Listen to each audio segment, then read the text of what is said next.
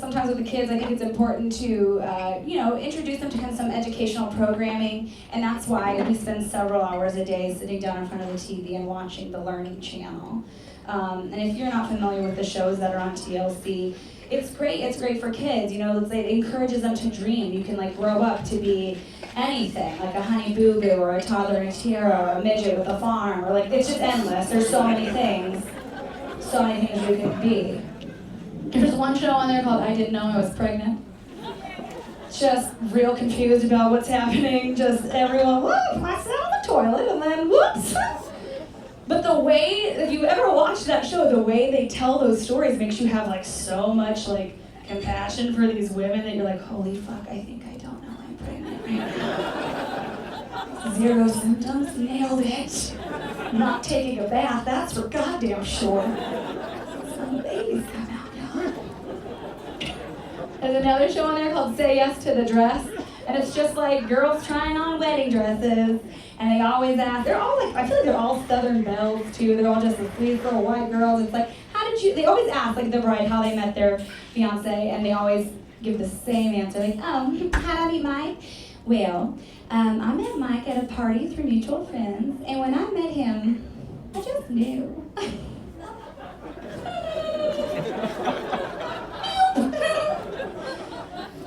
And that's great. I'm really happy for all the Southern belles on that show. But I just want, for once, to hear my story on that show. I want to hear my loves. Oh, how did I meet Devontae? Funny you should ask. I was hella drunk at the club, y'all. And then he came up and grinded up on behind me, and I was like, this is inappropriate, but let's do this, okay? And then we went back to his place, banged it out, woke up the next morning. I was like, we do not have anything in common. You probably need to change. And then he changed, and then I knew. So stay tuned for my show. It's coming up next fall. It's called Say Yes to the Mess. And it's 2 episodes long. It does not go well.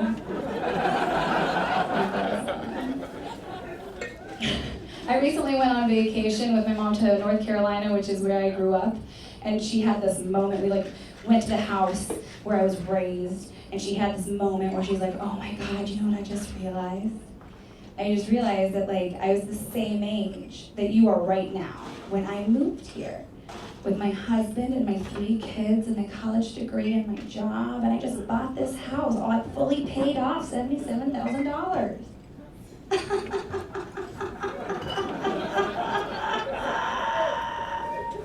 Fantastic, Mom, that's great.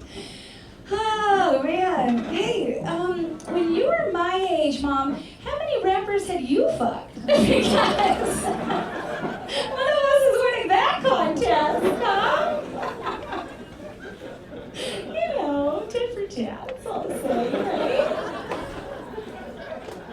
I do love rappers for some reason.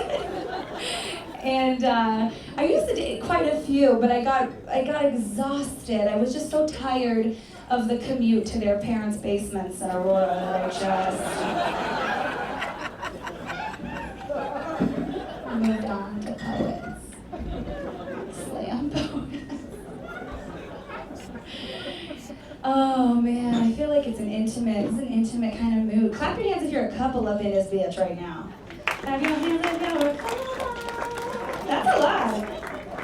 Do you like that mood? That little. Well, guess what? I'm about to serve you up with some sex tips.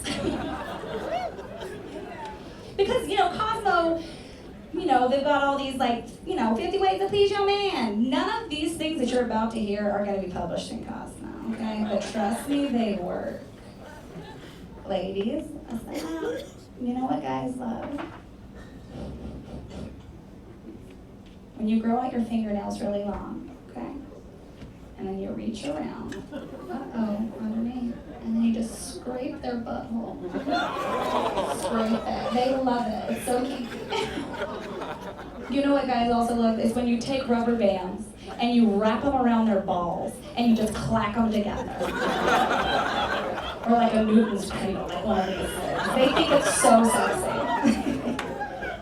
You guys did a role playing. It's real cute when you grab their cock and you put a little hot sauce on top. And then you mash your thumb on top. And you say, uh-oh, real cutesy. so. You're welcome, ladies and gentlemen. You're super welcome.